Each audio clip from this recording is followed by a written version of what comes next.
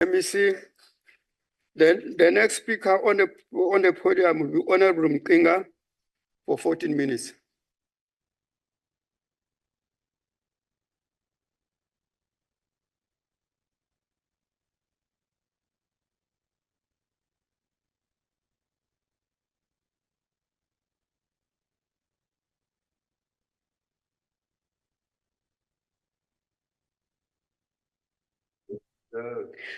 I greet you, Chairperson, honorable members, ministers, and all protocol observed. I greet you all in the name of Jesus Christ, my Lord and Savior. And I also greet you in the name of my president, CIC Julius Malema.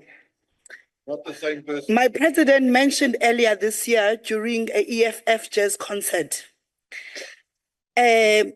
as he always likes to feed us with information, and everyone that he meets, he always gives wisdom. He says, just like Jesus does, he's always in giving us information. He said, time in politics is very important. And the timing in politics is very important. So we need to make sure that politics works for us. That's why I urge the South Africans right now to take this advice from the CIC, to make this mess that is happening in South Africa as an advantage, to educate ourselves about our rights, to educate ourselves of actually what is going on in this country so that we can be able to fight. He carries on and says, if you are not educated, it doesn't mean going to school, but you need to educate yourself. If you're not educated, you don't know your rights. You won't be able to fight educated people. So I urge South Africans right now to take this opportunity to learn, to Google, and find out what are our rights. Why are politicians always going to people to go and ask for their votes? It's because the people must govern. This is not the government of Cyril Ramaphosa. This is not the government of GNU. This is the government of the people, but people don't know that. When we say amandla ngawenu, we mean that amandla ngawenu. That's why we are making these speeches and we're taking the parliament to the people. Chairperson, the Economic Freedom Fighters firmly rejects the proposed budget vote of the Department of Home Affairs as presented by the Minister of Finance and supported by the committee. When we convened to deliberate on this draft budget, it was concerning to note the absence of critical stakeholders and strategy. Siyijongile le budget sathi hayi man le budget ayithetha nabantu bethu. Ithetha nabani le budget? Ndiyijongile mna ndahlala phansi ndayijonga. As the Department of Home Affairs is tasked with critical responsibilities and must be held accountable, we reject the budget of the department, which in 2024 still lags so far behind in terms of its technology. I was listening to you, Minister, today, and to the lady that was here, my honorable member. It's just lip service. How many times have South Africans been hearing the same thing, that we are going to do this, this is going to happen, the jobs are coming? They've been waiting, it's been 30 years. Before 30 years, there was a mess of people not even being employed. Now, all of a sudden, the Minister of Home Affairs, who comes from those ancestors that made sure that our people don't have jobs, now they are coming with solutions that we are going to do. Why didn't they do it before? My chairperson, simple software applications to capture and upload birth registrations in real time are still not available to the poorest of the poor. Mothers across all provinces still leave hospitals and daycare clinics without birth certificate. Njani in this day and age, as the chairperson, we as the EFF, we are saying that we are not agreeing with this. Chairperson, we will not support a budget which does not make way for death certificates to be issued from hospitals where most people pass on. At this day and age, we still need to wait for death certificates. We still need to wait for birth certificates. How come? There's an honorable member, he was busy doing some payment here. He was holding his phone like this, because then there's a system that can identify your face. But we are asking for a budget all the time. For what? For us to be doing the same dinosaur system things. No, this is 2024. Even when we call our people, sitting at 2000, meaning 4IR is the future. Why are we still reading a budget that has the all same systems? No, I say, Vumi Chairperson, will not support this budget. If you control births, Miss Minister, from when a child is born to death, when a person passes on and match that number with new people entering our country and leaving our country, my simple math says a census in virtual real time every day is possible. I always ask myself, maybe these things are deliberate, but listen to me. Hospitals should have small home affairs offices that can quickly issue birth certificates and death certificates. Delays caused by too much paperwork and not enough facilities are not acceptable and violate the citizens' rights. Additionally, implementing new technology, a biometric system that captures fingerprints at birth, will help identify individuals without IDs more efficiently. This will enhance the system's ability to manage records accurately from the start of life and to ensure fair and efficient service delivery. Chairperson, the EFF will not support a budget that does not demonstrate how we will transform our old dinosaur systems to new technologies. Hayikhona Minister Sivumi. This budget seeks to do the same thing, the same way, and we expect a different result for service delivery to our people. This is the definition for madness. We unconditionally reject the capital and operation spend on the ICT spend by the Department of Home Affairs. Chairperson, my friends living in Joburg, they tell me they don't go queue in Home Affairs when they are applying for their passport. They go to FNB and Standard Bank and they make an appointment. Within 10 minutes, their application is sorted. In few days, they go back and they get their passport. Honorable Chair, is South Africa the new animal farm where some are more lucky than others? Where are privileged few can go to secure space to apply for a passport, whilst others like us, who are from the villages in the Eastern Cape, must stand in queues at Home Affairs offices for hours, days, in order to access service? Asivumi, we reject this budget as there still exists a serious backlog. As the minister was saying, nobody have a backlog. If I was the minister, I wouldn't say that, because people know their frustration when they have to wait for IDs. There's a backlog in processing ID passports and other crucial documents. Thousands of South Africans are left waiting for months or even years, impacting their ability to access healthcare, education, and employment opportunities. Recent data shows that many South Africans are not even officially registered in this system. This possesses the risk of national security and makes it harder for people to take part in the economy. Minister, during COVID-19, I took 100 homeless people in the Eastern Cape and assisted them in a shelter called Sisi Klassen. Some of them didn't have IDs. I got a forest in Kids Beach where I cut wood and I was selling in garages and at Spa, so that I can take this money and give these homeless people to make IDs. When I called the Home Affairs department in East London, it took forever even for them to come to the shelter. No, we will not agree to this. Not so long ago, 2 months ago, Minister, there's a white lady that we as EFF assisted in the Eastern Cape.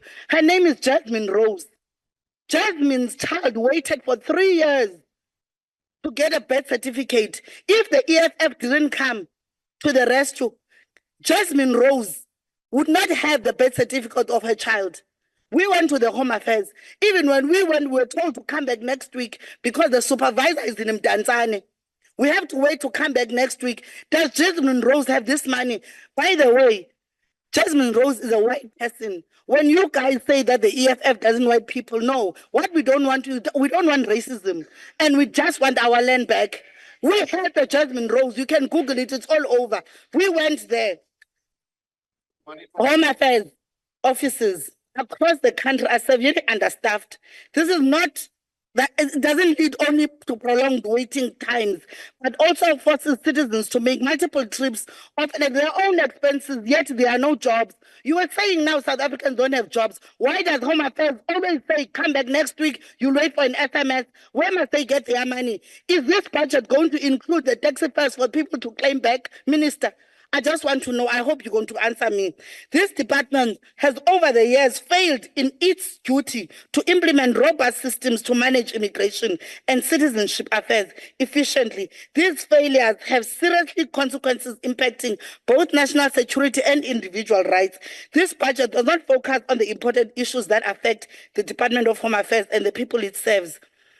Instead of having meaningful discussions around the challenges faced, we are pressured to agree with observations and recommendations that are made without real input from the people we represent. This kind of process undermines the fundamental principles of democratic oversight and accountability. Chairperson, when it comes to how well policies fit together, there are still doubts about the department's overall plan and how effective it is at handling important national concerns like immigration, citizen, and civil registration. Since commencing office, this administration has not shown real improvement in service delivery, which continues to worsen the difficulties experienced by everyday South Africans. There still exists a clear gap between what the department is supposed to do and how well it actually operates. This mismatch is obvious in the ongoing delays and administration's obstacles the citizens face when trying to access vital services. Chairperson, the budget allocated for 2024-2025 is 10 billion rands, which is lower than what it was before, Minister. Minister Majodina was here saying that the EFF is rejecting every budget. We don't want money for our people. How can we want money that we know ndoba ingena kwipokoto ezibuzayo? How can we know ndoba the same budget did not take care of our people? Now we need to agree. Minister. This decrease is worrying because the department plays a crucial role in empowering citizens and ensuring national security. While it's good to prioritize employee compensation, there's a pressing need for additional funds to update infrastructure and make service delivery more efficient. It is our position as the EFF that Home Affairs should focus on the empowering citizens by delivering essentials services promptly and efficiently, guaranteeing every South African right to dignity and access necessary documentation. We must demand comprehensive presentation from all relevant stakeholders. It is imperative that we develop a robust committee report that reflects a genuine oversight and commitment to the interests of South African people. The EFF is firm to reject this proposed budget because it doesn't fix the major problems with the Department of Home Affairs and its ability to serve our country well. The EFF rejects this vote, Chairperson. If an Minister of Home Affairs, Leon Schreiber, excuse me, sir, for pronouncing your surname incorrectly. It's German origin. I can't speak German. If it was maybe African, I would be able to pronounce it. Excuse me for that. There's a Chairperson on a point of order. The point of order is this: we are all honorable members. To refer to one of us who is the minister as in his name is wrong. I would urge the honorable member to correct that and withdraw. All right. All right. Thank you, Honorable Mkonyana. I think that if you go to our rules, Rule 62 in particular, it's very clear that we cannot refer to each other on first name terms. So the point of order is sustained. Please refrain from that moving forward. She cannot withdraw that. It's done. You should apologize. And let me see if I can explain what we're saying. You are saying that I mustn't say Minister Leon Schreiber. No, you referred to him on first name terms. According to Rule 62, you cannot do that. I apologize. It's just that I can't speak German. I quote your posters, Minister. We were quiet here when your people were talking. Can you please just keep quiet so that I can? Chair, can you please tell my honorable member quiet here? The point of order is being called. Honorable Makesi. Please. Honorable Chairperson. Of order here. When we deal with the point of order, it's only the chairperson who has precedence. Please, let's respect that. Honorable Makesi. Thank you, Chairperson. Can you please protect the speaker on the podium? If members have an issue with whatever that is raised, it cannot be harassed by Honorable Badinos. Please. Thank you, Honorable Makesini. We know very well that according to our rules, the people can heckle, but we cannot drown the speaker. Let us refrain from drowning the speakers, because I think what is critical here is that she's representing a particular constituency, which must hear what she's here for. Thank you. Thank you for taking it.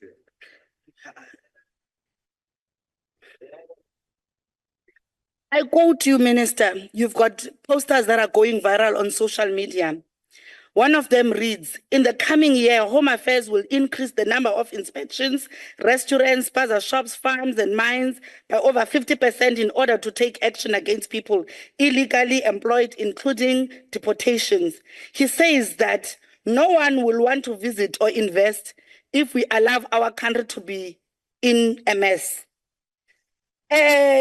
This urge to get tourists and investors to come to South Africa, it's of concern to me, Minister, because you are not raiding white areas. We know that Robert Mugabe chased white people away from Zimbabwe and they came to South Africa.